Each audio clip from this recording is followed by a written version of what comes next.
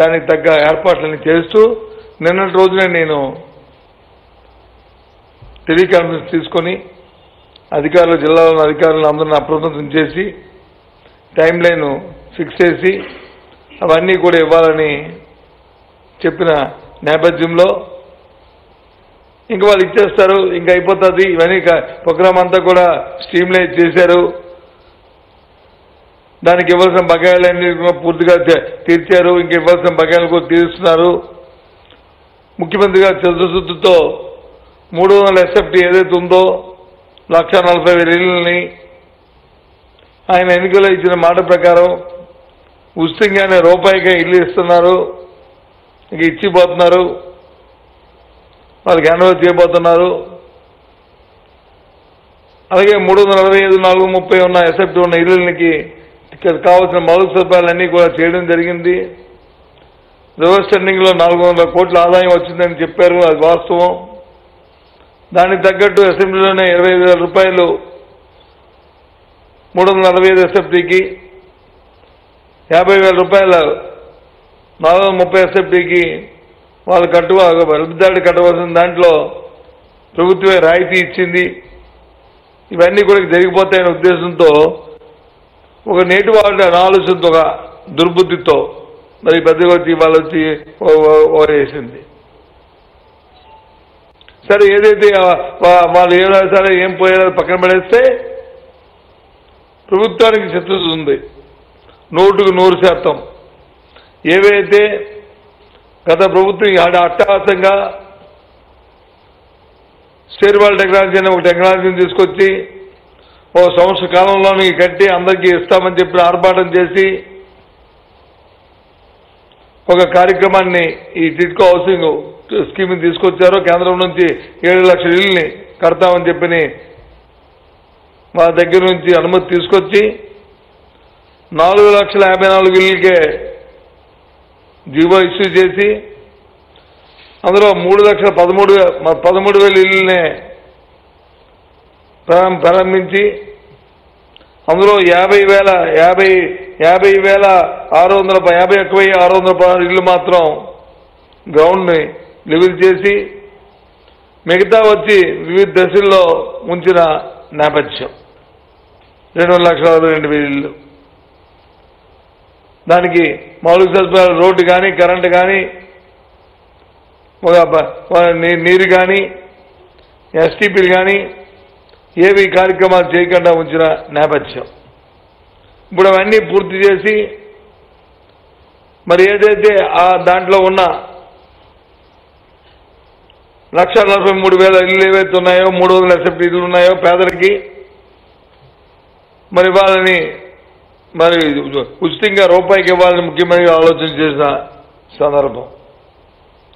ఈ 50,000 ఇళ్ళు కూడా 51,000 ఇళ్ళు కూడా వాటిని ఆపడానికి అంటే క్యాన్సిల్ చేయడానికి కారణం ఏదైతే ప్రభుత్వం వచ్చి జగనన్న కాలనీలు జగనన్న ప్రతి ఒక్కరికి ఇల్లు ఉండాలనేది ముఖ్యమంత్రి గారి సంకల్పం ఉందో ఆ సంకల్పం నేపథ్యంలో ప్రతి ఒక్కరికి ఒక ఆప్షన్ ఇచ్చాం. మీరందరూ టిడ్కోలో లబ్ధిదారులు 300 ఇళ్ళు కడితే మీకు కావాలనుకుంటే దానికి వచ్చి 5,60,000 రూపాయలు ఇంతకుముందు పెట్టారు, కానీ రూపాయికే ఇస్తామా ఇల్లు. అది కాదు, మీకు వచ్చి మరి సెంటు స్థలాన్ని ఇచ్చి దాంతోపాటు ఇంటికి వచ్చి ఇంకొక 1,80,000 రూపాయలు ఇచ్చి ఇంకో 50,000-70,000 రూపాయలు వచ్చి మౌలిక సదుపాయాలు కల్పించి ఇస్తాము. ఏది కావాలని కోరుకున్నప్పుడు మాకు అది వద్దు, మాకు ఇండిపెండెంట్ హౌసే కావాలని కోరిన నేపథ్యం. ఆ నేపథ్యంలో అలాంటి వ్యక్తులకు వచ్చి వాటిని ఉచితంగా ఇవ్వడానికి ఈ ఇళ్ళు కూడా క్యాన్సిల్ చేయడం అనేది జరిగిందనే విషయాన్ని కూడా మరి తెలియజేస్తాను. ఏదేమైనప్పటికీ కూడా ఇవన్నీ 163 లొకేషన్లో ఉన్నాయి. వీటికి టైం బౌండ్ పెట్టాము. సుమారు 90,000 యూనిట్స్ని ఈ 2,62,000లో 3 నుంచి 6 నెలల లోపల ఇవ్వాలని నిన్నే ముఖ్యమంత్రి గారు నిర్ణయం చేసి నిన్న అధికారులందరికీ ఇన్స్ట్రక్షన్స్ ఇచ్చి త్వరితగతిన అవన్నీ కూడా మౌలిక సదుపాయాలు అన్నీ కల్పించాలనేది ఆదేశించాం. అవన్నీ కూడా ఇవాళ నుంచి 100 రోజుల్లో నుంచి 180 రోజుల్లో ఆ ఇళ్ళు అన్నింటినీ కూడా ఈ 90,000 ఇళ్ళని వారికి అందించడం జరుగుతుంది. ఆ విషయాన్ని నిన్నే అధికారులకు చెప్పాను. అందరికీ నా ప్రెస్ నోట్లో కూడా వచ్చింది. అవన్నీ కూడా చూశారు. నిన్న చెప్పడం కూడా చూశారు. ఆ విషయాన్ని కూడా మన పత్రికలు నా తాలూకు వివరణ కూడా చిన్న ముక్క పక్కని బొమ్మ పెట్టి వేశారు. చాలా సంతోషం. ఇంకా అది ఏడి మానిల్లే, అది కూడా వేశారు. దాంతోపాటు ఇంకా మిగతా 90,000 ఇళ్ళు సుమారు అవి 12 నెలల కాలంలో అవి కూడా పూర్తి చేసి అవి కూడా కన్వర్ట్ చేస్తాం. ఇంకా మిగతా బ్యాలెన్స్ ఏవైతే ఉన్నాయో ఇంకో 70,000 ఇళ్ళ వరకు బ్యాలెన్స్ ఉంది. వాటిని కూడా 18 నెలల్లో పూర్తి చేసి వారికి ఇవ్వడం జరుగుతుందనే విషయాన్ని కూడా మరి ఫుల్ ఫ్లెడ్జ్డ్గా ఈ కార్యక్రమం మరి కంప్లీట్ చేస్తామనే విషయాన్ని కూడా మరి మనం చేస్తాను ఈ సందర్భంగా. కాబట్టి ఇవాళ దీంతో రాయడానికి కారణం ఏంటంటే ఈ పేజీన్నర మరి ఈ రాయడానికి కారణం ఏంటంటే ఈ ప్రభుత్వం ఇచ్చేస్తుంది, అమ్మ ఇంకా యాన్యువల్ చేసేస్తారు. కాబట్టి ప్రభుత్వానికి ఎక్కడ మంచి పేరు వచ్చేస్తుంది ఏంటో, జగన్మోహన్ రెడ్డి గారికి ఎక్కడే మంచి పేరు వస్తుంది ఏంటో ఉచితంగా ఇస్తున్నారు అని ఉద్దేశంతోనే వ్యవస్థ అయిపోయింది. అది ఇది అని చెప్పిన ప్రజల్లో లెక్కించడానికి చేస్తున్న ప్రయత్నం. పాపం ఏ ప్రయత్నం చేసుకున్నా, ఈనాడు ఏ ప్రయత్నం చేసుకున్నా, చంద్రబాబు నాయుడు ఏ కబుర్లు చెప్పుకున్నా ప్రభుత్వం తాలూకా చిత్తశుద్ధి, మా తాలూకా సంకల్పం మంచిదైనప్పుడు ప్రజలందరూ మమ్మల్ని ఆశీర్దిస్తారు, సంకల్పాన్ని గుర్తిస్తారని నాకు పూర్తి విశ్వాసం. ఇకపోతే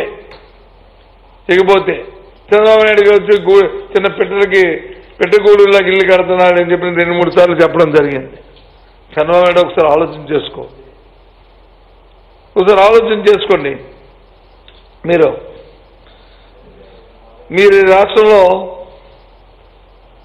రాష్ట్రంలో మొత్తం నీ హయాంలో రాజశేఖర రెడ్డి గారి హయాంలో ఇల్లు అయ్యాయి. ఈ రాష్ట్రంలో సుమారు 21,89,274 ఇళ్ళు కట్టారు. ఇవన్నీ నేను చెప్తున్నాను హౌసింగ్ కార్పొరేషన్ లెక్కలు, ఇవేమి నా నోటి లెక్కలు కాదు. ఇవి రాష్ట్రంలో 21,89,274 ఇళ్ళని 2006 నుంచి 2006లో నుంచి అది శాంక్షన్ ఇచ్చి ఆ ఇల్లు కట్టడం జరిగింది. మరి చంద్రబాబు నాయుడు వచ్చిన తర్వాత 5 సంవత్సరాలు ఎన్ని కట్టాడు? 5 సంవత్సరాలు ఎన్ని కట్టాడు చంద్రబాబు నాయుడు గారు? సుమారు 6 లక్షల ఇళ్ళు వరకు చంద్రబాబు నాయుడు కట్టారు. 6 లక్షల ఇళ్ళు. ఇప్పుడు జగన్మోహన్ రెడ్డి గారు ఎన్ని ఇళ్ళు కడుతున్నారు? ఇప్పుడు ఎన్ని కడుతున్నారు? 28,30,000 ఇల్లు జగన్మోహన్ రెడ్డి గారు కడుతున్నారు. తండ్రి గారు వచ్చి 21,89,000 ఇళ్ళు కట్టారు. మధ్యలో వచ్చిన చంద్రబాబు నాయుడు 5 సంవత్సరాల్లోనూ, రాజశేఖర రెడ్డి 5 సంవత్సరాల్లో అన్ని కట్టారు. చంద్రబాబు నాయుడు వచ్చి 5 సంవత్సరాల్లో 6 లక్షలు కట్టాడు. మళ్ళీ జగన్మోహన్ రెడ్డి గారు వచ్చిన 2 సంవత్సరాల్లోనే సుమారు 28,30,000 ఇళ్ళు శాంక్షన్ చేశారు. పనులు కూడా ప్రారంభించారు. ఇది ఓ పక్క. ఇక పిచ్చిగూళ్ళు ఉన్నాయి కదా, పిచ్చిగూళ్ళు మాట ఉంది కదా చంద్రబాబు నాయుడు చెప్పిన పిచ్చిగూళ్ళు. ఆ విషయాన్ని కూడా ప్రజలకు తెలియాలి. కాబట్టి రాజశేఖర రెడ్డి గారు ఉన్నప్పుడు అప్పుడు ఇందిరమ్మ ఇల్లు ప్రోగ్రాం ఏదైతే ఉందో ఆ ఇందిరమ్మ ఇల్లు ప్రోగ్రాంలో 200 SFT ఇల్లుని యూనిట్ కాస్ట్ రూరల్ అర్బన్ కలుపుకొని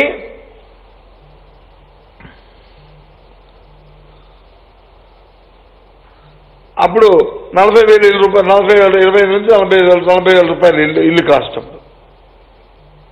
ఎంత ఎన్ని ఇళ్ళు అవన్నీ ఇల్లు కట్టాము అప్పుడు? 21,89,000 అప్పుడు కట్టిన ఇల్లు. అప్పుడు SFT ఎంత? SFT 215 SFT. 215 SFT. తర్వాత మరి చంద్రబాబు నాయుడు గారు 5 సంవత్సరాలు 6 లక్షలు కట్టారన్నాం కదా. ఆయన ఎంత SFT కట్టాడు? 224 SFT. 224 SFT ఆయన కట్టింది. ఆయన ఎంత కట్టాడు? యూనిట్ కాస్ట్ 1,50,000 గత 6 సంవత్సరాల్లో.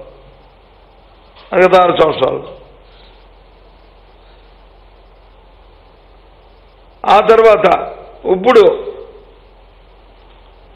జగనన్న కాలనీలోను ఇప్పుడు కడుతుంది ఎన్ని కడుతున్నాము 340 ఎస్ఎఫ్టీ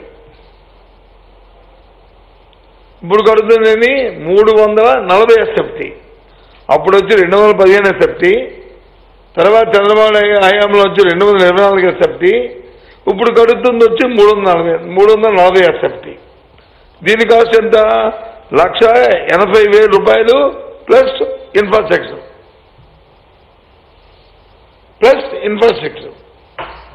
అంటే ఇంకొక 50 నుంచి 70,000 రూపాయల వరకు ఒక ఇంటికి రోడ్లకి కాలువలకి కావాల్సిన వాటికి అన్నిటికీ ఇంకో 70,000 రూపాయలు వాటి గురించి ఇంకో ఖర్చు చేస్తూ ఉంది అంటే 2,25,000 రూపాయలు ఒక ఇంటికి 2,50,000 రూపాయల వరకు ఒక ఇంటికి అయ్యే నేపథ్యం ఇది వాస్తవం కాదా ఇది అబద్ధమా ఇది పిచ్చుకూళ్ళు అంట మరి ఎవరి పిచ్చుకూళ్ళు 224 ఎస్ఎఫ్టీ కట్టింది పిచ్చుకూళ్ళ 340 ఎస్ఎఫ్టీ ఇంకో 115 ఎస్ఎఫ్టీ ఇంకా 115 ఎస్ఎఫ్టీ ఎక్కువ కొడుతుంది ఈ పిచ్చుకూళ్ళ చెప్పండి చంద్రబాబు నాయుడు గారు చెప్పండి నువ్వు కానీ మీ అనుచరులు కానీ అప్పుడు నీ ఉన్న మీ క్యాబినెట్లో ఉన్న హౌసింగ్ మంత్రి కానీ అప్పుడు హౌసింగ్ మంత్రి ఎవరండి నాకైతే సోదరులు ఎవరికైనా విలేకరులకి మీకు ఐడియా ఉందా నేను మర్చిపోయాను కాలువ శ్రీనివాస్ గారు మన ఆయన చెప్తారు మన ఆయన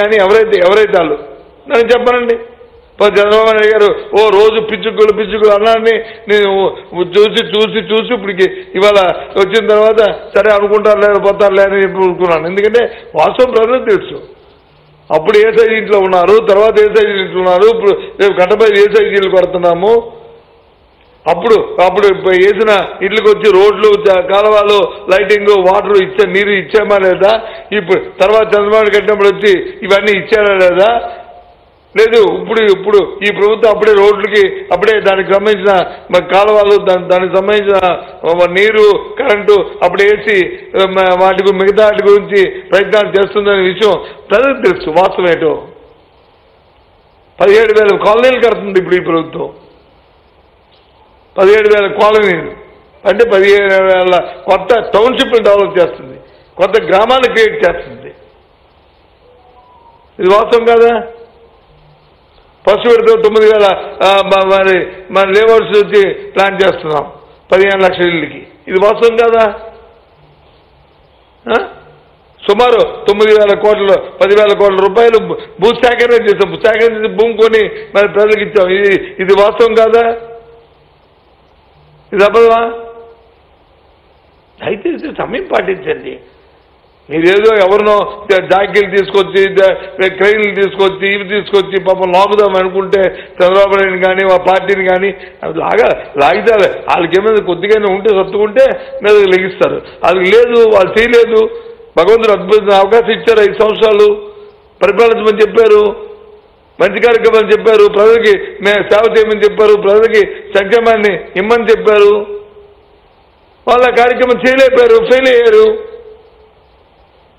ఇచ్చిన అన్ని అబద్ధాలు చెప్పారు ప్రజలు విశ్వసించలేదు వీలుంటే మా మనుగలు లేదు ఈ ప్రభుత్వం తెలుగుదేశం ప్రభుత్వం పార్టీ ప్రభుత్వంగా ఉంటే మాత్రం మా జీవన ప్రమాణాలు పెరగవు మా ఆర్థిక పరిస్థితులు పెరగవు మాకు మౌలిక సదుపాయాలు రావు మా పిల్ల పాప శుభ్రంగా చదువుకోలేరు అని ప్రజలందరూ డిసైడ్ అయ్యి ప్రజలందరూ ఆలోచన చేసి జగన్మోహన్ రెడ్డి గారు వారు ఇచ్చిన మాటని వారి తండ్రి గారు రాజశేఖర రెడ్డి గారు చేసిన పరిపాలన స్ఫూర్తితో మరి ఆయన వచ్చి నేను చేస్తానంటే ప్రజలు విశ్వసించి ఆయన కోటేశారు ఆయన ముఖ్యమంత్రి చేశారు చేసిన తర్వాత నీవేగే అబద్ధాలు చెప్పలేదే ఇంకా 5 సంవత్సరాలు ఉంది కదా అని చెప్పి అనలేదే ఇచ్చిన మాటలు వచ్చి మనం తెప్పి మాట మాట్లాడేదే సుమారు ఇచ్చింది వచ్చి 20 లక్షల ఇల్లు కడతారని చెప్పి పాదయాత్రలు చెప్పారు 28,30,30 ఇళ్ళకి ఆయన వచ్చి ల్యాండ్ అక్విజిషన్ ప్రభుత్వ స్థలం ప్రైవేట్ స్థలం కొని పట్టాలు ఇచ్చి ఇళ్ళ స్థలాన్ని కట్టమని చెప్పి మరి క్రియేట్ చేశారు నేను అడిగాను క్యాబినెట్లో నేను ఆ రోజు రాజశేఖర మంత్రిలో నేను మంత్రిగా ఉన్నాను, హౌసింగ్ మినిస్టర్గా. నేను అప్పుడు ఇందిరమ్మ ప్రోగ్రామ్కి మినిస్టర్గా నేను రాజశేఖర క్యాబినెట్లో ఉండింది, నేనే మంత్రిగా. నేను మీటింగ్ పెట్టినప్పుడు ఈ క్యాబినెట్కి అడిగాను, సార్ మీరు 30,000 లక్షల ఇల్లు అన్నారు, నాన్నగారు ఉన్నప్పుడు వచ్చి మేము ఇంత ఇల్లు కట్టడానికి చాలా పెద్ద తప్పైపోయింది, పెద్ద ఇబ్బంది అయింది, ఇంత వచ్చింది, మరి దీన్ని మీరు ఇంత పెద్ద ఎత్తున చేద్దామన్నారు, ఆలోచన చేయండి, ఒక ఫేజ్ మేనలో చేద్దామని చెప్పింది నేను అడిగాను. నో అన్నా, ఒక పట్టుదలతో ఒక కార్యక్రమంతో మనం ప్రోగ్రాం చేస్తే తప్పకుండా సక్సెస్ అవుద్ది. కాకపోతే ఒక 10 రోజులు అటో ఇటో అవుతుంది తప్ప దాంట్లో మరి ఫెసిలిటీ మీద ఉండడానికి వీల్లేదు. మీరు ఒకసారి అందరికీ తీసుకోండి, కార్యక్రమం చేయాలి, తప్పదు, ఈ ముందుకు వెళ్ళాలని చెప్పేసి పట్టుదలతో ఆయన కమిట్మెంట్తో ఆ రోజు మరి చెప్పారు. ఎస్, అప్పుడే ఆయన పట్టుదలతో ఉన్నారు, తప్పకుండా అవుతుంది. ఎందుకంటే మనకు ఆలోచన ఉంటే అవుతుంది, మనకు చెప్పారు. ఎక్కడైతే మనసు ఉంటుందో, ఎక్కడైతే చేయాలని తప్పని ఉంటుందో, ఎక్కడైతే పట్టుదల ఉంటుందో తప్పకుండా కార్యం సిద్ధిస్తుంది. ఆ ప్రకారమే ఆయన మాట ప్రకారం ఇవాళ కార్యక్రమం జరుగుతున్నాం. ఇప్పుడు చెప్పండి, చంద్రబాబు నాయుడిని ఆయన వచ్చి పెద్ద బంగారం పెద్ద భవంతులు ఇచ్చాడా? ఆయన ఇచ్చింది వచ్చి 2014 అసెప్ట్ ఇచ్చిన ఇల్లు, అది భవంతా? చెప్పనండి. మరి టిట్కోకి ఇచ్చింది వచ్చి 300కి వచ్చి మరి 5,65,000 రూపాయలు వచ్చి పెట్టి 2,50,000 రూపాయలని మరి 2,50,000 రూపాయలు వచ్చి మరి బ్యాంక్ లోన్ వచ్చి పెద్దవాడి పెట్టి మరి లబ్ధిదారులు ఇచ్చిన డబ్బులు వచ్చి మరి కిక్ బ్యాక్స్ వచ్చి చదరపడుకు వచ్చి 1,600 రూపాయల చేత ఇల్లు కట్టించడానికి ప్రయత్నం చేస్తే, దోచుకు తింటే, మరి ఏనాడైనా ఒక్కరోజైనా సరే మరి ఈ పత్రికలు ఇది తప్పు అని చెప్పి ఎప్పుడైనా రాశాయా? ఇది తప్పు అని ఎప్పుడైనా చెప్పాయా? ప్రజాధనాన్ని దోచుకు తింటున్నారని చెప్పి ఎప్పుడైనా మాట్లాడాయా? ఎందుకు మాట్లాడలే? ఎందుకు తప్పని చెప్పలే? ఈరోజు ఇంకో 3 నెలలు ఇచ్చిపోతున్నాం అని చెప్పి మేము వచ్చి దానికి సన్నాహాలు చేసి దానికి కావాల్సిన కార్యాచరణ రూపొందించి దాన్ని యంత్రాంగాన్ని అప్రమత్తం చేసి వెంటనే మాట్లాడుతుంటే తగుదమ్మా అంటూ ఒక నెగిటివ్ లైన్లో ఇంకా ఆలోచన చేసి చేయడం ఇది ఎంతవరకు సంబంధించిన ఆలోచన చేయమని కోరుతున్నాను. ఏదేమైనా సరే ఈ ప్రభుత్వం గౌరవ ముఖ్యమంత్రి గారు జగన్మోహన్ రెడ్డి కృతజ్ఞతతో, ఒక పట్టుదలతో, ఒక యజ్ఞ సంకల్పంతో ఆయన ఈ జగనన్న కాలనీ ప్రతి ఒక్కరికి, ప్రతి అక్క చెల్లెమ్మ అందరికీ కూడా సొంత ఇల్లు ఉండాలనే ఒక తపంతో ఇవాళ కార్యక్రమం చేస్తారు. దాన్ని సఫలీకృతం చేస్తాం. ప్రతి ఒక్కరి తాలూకా ఆశల్ని తీరుస్తాం. ప్రతి ఒక్కరి తాలూకా ఆశయాలకు అనుగుణంగానే ఈ ప్రభుత్వం పనిచేస్తున్న విషయాన్ని తెలియజేస్తున్నాను.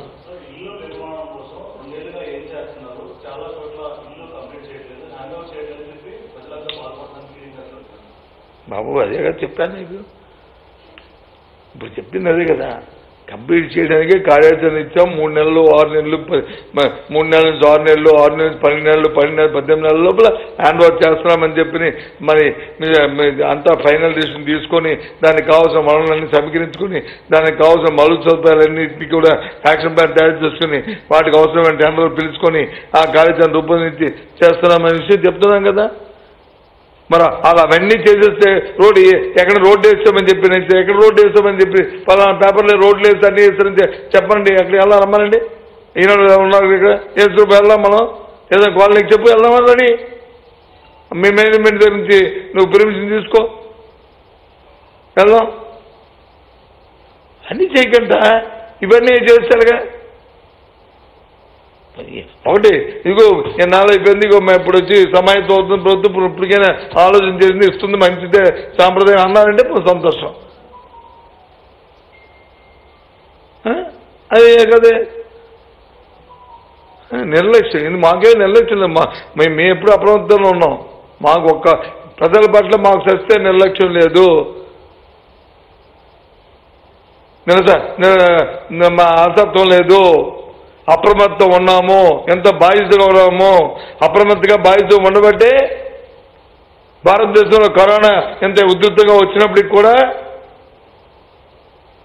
ఆంధ్ర రాష్ట్రంలో మన రాష్ట్రంలో ఎక్కడ మెసక్కంట దాన్ని పూర్తిగా దాన్ని మరి మన చెప్పు చేత తీసుకొచ్చి ప్రతి ఒక్కరికి పర్వాలేదు, ఈ ప్రభుత్వం ఉంది, ఈ ప్రభుత్వం నాకు ఆదుకుంటుందనే అనే ధీమాతో దాన్ని ఎదుర్కొన్నాం. ఎక్కడ కూడా చంద్రబాబు నాయుడు లాగా పబ్లిసిటీకో లేదా ఆడంబరాలకో లేదా దీనికో ఎక్కడ కూడా పోకుండా ముఖ్యమంత్రి సమర్థవంతంగా దాన్ని ఎదుర్కొన్నాం. ఇది ప్రభుత్వ పనితీరు. ఓకేనా? ఇంకేముందా చెప్పండి.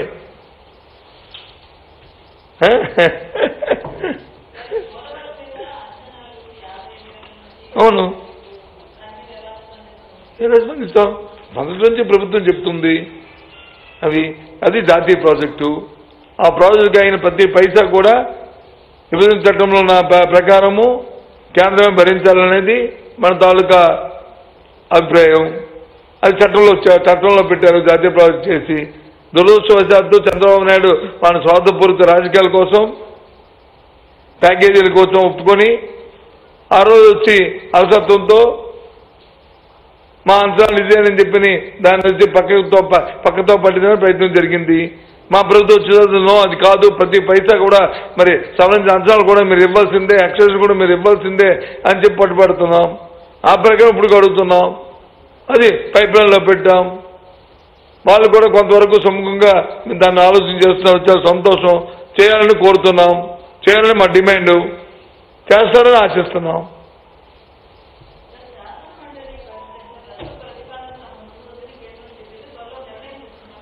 అబద్ధమా? చెప్పింది అబద్ధం, మేము పంపించింది అబద్ధం. రెండు నిజమే కదా? మేము పంపించాం కదా. అవును, మేము పంపించిన విషయం నాకు చెప్పారు. అందరు పెండింగ్ ఉంది, అదే విషయం చెప్పారు. మీకెందుకు అదొకటి వచ్చింది? మీకేమైనా అభిప్రాయం ఉందా? కాదు, మీకేమైనా అభిప్రాయం ఉందా? మీకేమైనా అభిప్రాయం చెప్పండి. మీ అభిప్రాయాన్ని ఏమైనా మంచి అభిప్రాయం అయితే దాని మీద ఆలోచన చేస్తాం. మీ మాటగా ముఖ్యమంత్రి గారు చెప్తాను. చెప్పండి. నువ్వు వాళ్ళు చెప్పిన మాటకి మమ్మల్ని అడిగేటమ్మా. మేము ఏదైనా కాగితం పెడితే అప్పుడు నువ్వు రండితో బాగుంటుంది. కానీ ప్రశ్న ఎవరు వేశారు? తెలుగుదేశం పార్టీ ప్రశ్నించింది, కేంద్రం దాని మీద స్పందించింది. తెలుగుదేశం పార్టీ ప్రశ్నించింది ఏమని? ఇలా రద్దని పెట్టారు, ఆ ప్రతిపాదన మీరు పెండింగ్ ఉందని అడిగారు. కేంద్రం వచ్చి అవును వాళ్ళు తీర్మానం చేసి పంపించారు, పెండింగ్ ఉంది, పరిశీలనలో ఉందని చెప్పారు. దానికి ఏంటి అంటే ఓకే అంతేనా? Okay, bye.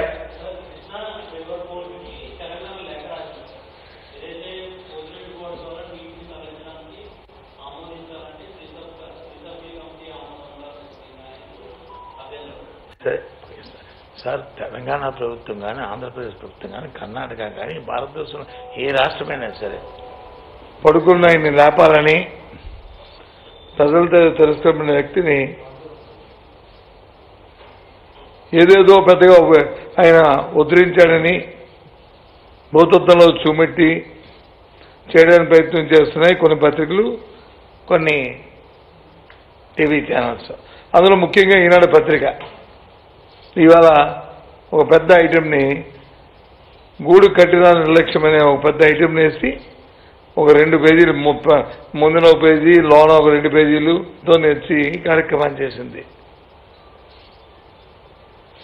కారణం ఏంటంటే ప్రభుత్వం పూర్తిగా చిత్తశుద్ధితో అవన్నీ కూడా మౌలిక సదుపాయాలు పూర్తిగా కల్పించి ముఖ్యమంత్రి గారు ఆదేశించిన వెంటనే వారన్నింటినీ కూడా హ్యాండ్ ఓవర్ చేయాలని చెప్పి దానికి తగ్గ ఏర్పాట్లని చేస్తూ నిన్నటి రోజునే నేను టెలికాన్ఫరెన్స్ తీసుకొని జిల్లాలోని అధికారులను అందరిని అప్రమత్తం చేసి టైం లైన్ ఫిక్స్ చేసి అవన్నీ కూడా ఇవ్వాలని చెప్పిన నేపథ్యంలో ఇంకా వాళ్ళు ఇచ్చేస్తారు, ఇంకా అయిపోతుంది. ఇవన్నీ ప్రోగ్రామ్ అంతా కూడా స్ట్రీమ్లైన్ చేశారు. దానికి ఇవ్వాల్సిన బకాయిలన్నీ పూర్తిగా తీర్చారు. ఇంక ఇవ్వాల్సిన బకాయిలు కూడా తీరుస్తున్నారు. ముఖ్యమంత్రి గారు చిత్తశుద్ధితో 300